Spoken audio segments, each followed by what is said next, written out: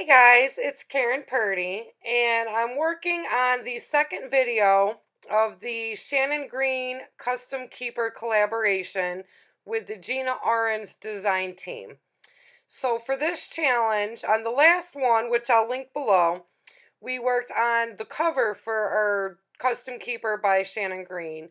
And in this video, we are working on in a page in that journal or an insert. And so for mine, I'm kind of working on both. I go through my scrap papers and you can see I'm just kind of folding them, and I'm going to put them together in somewhat of a junk journal style.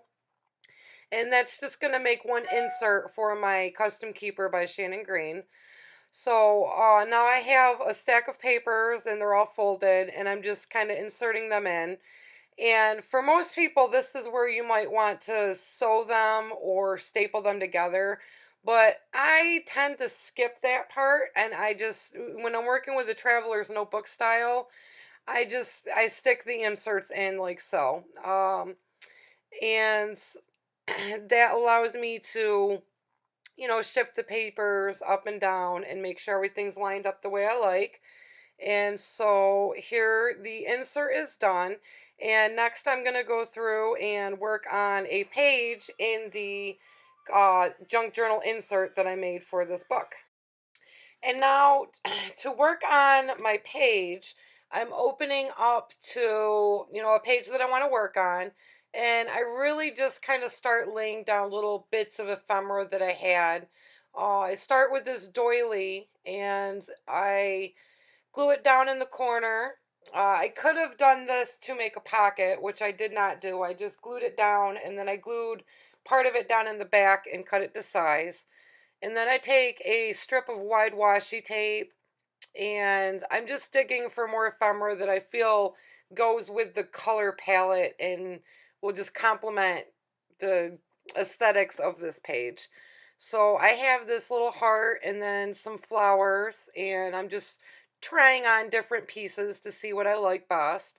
And I end up going with this flower and another one, which actually took me a while to go back to. So I try on different pieces, and in this process, I find a piece that I think will go over on the next page. So I kind of set that aside. So when I work in a book like this, a junk journal style, I tend to work on more than one page at a time, if that makes sense. So, I do mostly the page on the right, but in the process, I did find this one piece that made a really nice pocket for the page on the left. And as I pick out a sentiment, I choose two sentiments. One will go on the page on the right, and the other I end up putting on the purple page behind it because there's a little bit underneath. So it really brings everything together. And I really love the way it came together when I was done. Obviously, I'm not completely done with this insert, but it's fun to play when you're not feeling very creatively inspired. You really just kind of sit down and dig through your stash or maybe a magazine and cut some things out.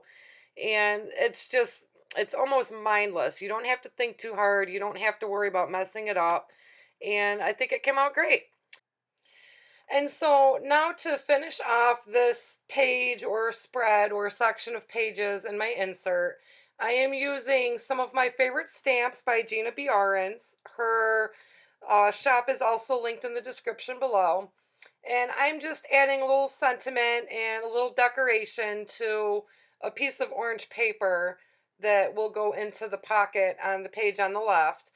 And once I've stamped that down, which I don't know if you noticed, I actually stamped the sentiment upside down, but it worked. So then I go over and I add a little bit of color into the little circles in the sentiment. And then I'm going to trace over it with a white pen just to make it pop. And that's really about it. So thanks for watching. I hope you enjoyed this video, and I hope it inspires you to make something of your own.